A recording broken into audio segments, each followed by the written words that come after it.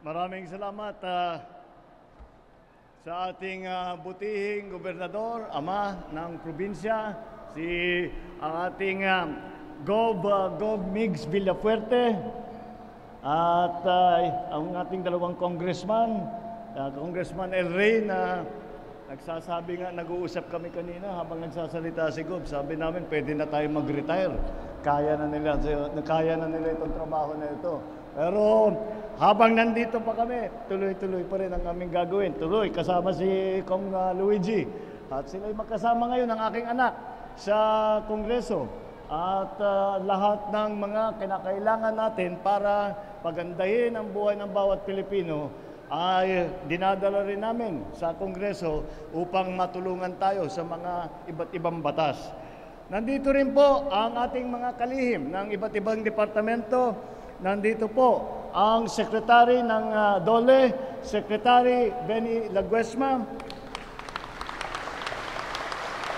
Andito rin po ang ating Secretary ng Trade and Industry, Secretary Fred Pascual.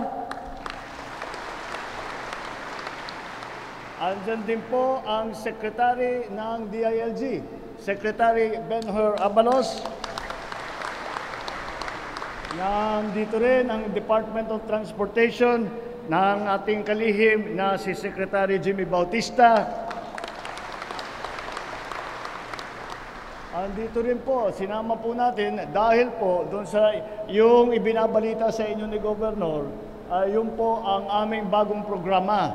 At yung programa na yan, ang tawag namin ay ang Bagong Pilipinas. Dahil kailangan natin baguhin ang Pilipinas para makaharap tayo sa mga darating na panahon, para maharap natin ang pagbabago sa mundo ngayon. Dahil marami pong pagbabago, kailangan ang Pilipinas magbago din. Kaya yan po ang aming programa. At kasama po doon ay ang education. Kaya nandito rin po ang ating chairman, Popoy de Vera. Ang alkalde ng lungsod ng Iriga ay si Mayor Wilfredo Rex Oliva. Alam niyo po, pinapaalala po sa akin na noong 1965, napunta na pala dito ang aking ama at bumisita sa inyo habang nagkakampanya siya noon para maging presidente. At bumalik siya noong 1968 para gawing city ang Iriga. Dati hindi pa city yan. So 1968. Mula nun, wala nang dumating na Pangulo. Kaya't Marcos lang ang bumibisita sa inyo na Pangulo. Hindi, malapit kayo sa puso namin. Kaya naman, nandito naman po kami. Ito po yung binuksan po natin doon sa 4 na lugar.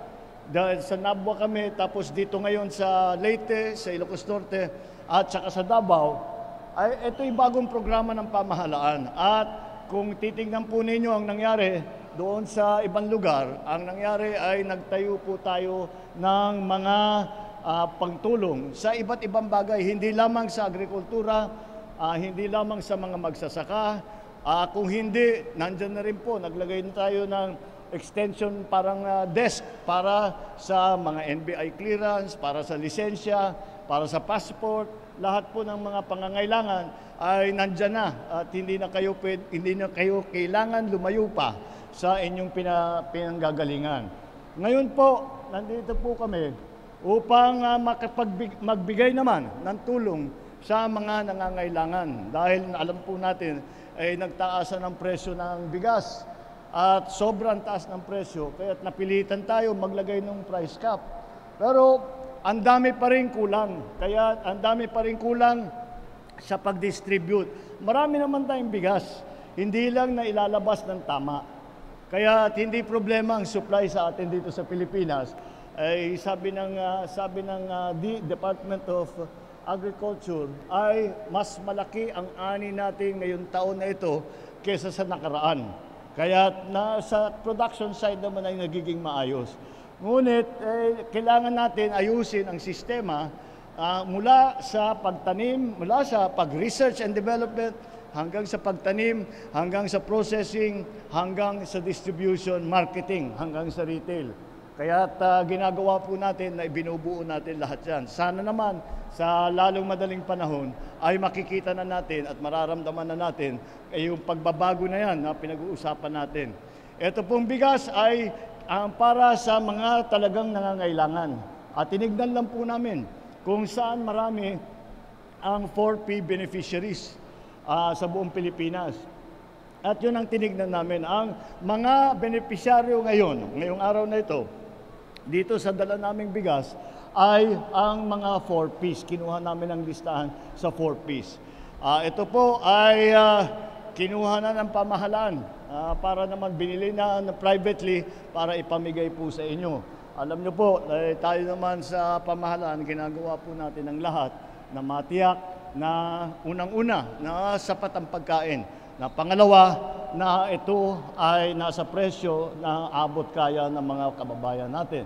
Kaya yan po ang naging dahilan kung bakit po nandito tayo at nagbibigay tayo ng bigas para naman makasiguro na yung pinakamahirap na ating mga kababayan ay hindi naman gugutumin at kahit papano meron silang kakainin. Kaya yan po ang inyong pamahalaan. Ang gobyerno po ang lumalapit na ngayon sa inyo. Hindi kayo namin inaantay pang pumunta sa gusali, sa opisina ng mga government offices.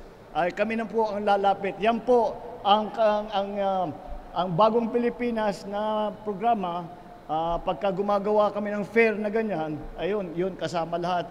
At yun na lang, isa lang ang pupuntahan ninyo. At ngayon po, ito naman ay ang bigas para naman makatulong at makatiyak na hindi po naghihirap masyado ang ating mga kababayan na kahit papano may nakakain, kahit papano napapakain ang inyong mga pamilya. At kung hindi talaga kaya, nandito po ang pamahalaan na tutulong sa inyo. Maraming salamat po. Magandang tanghali.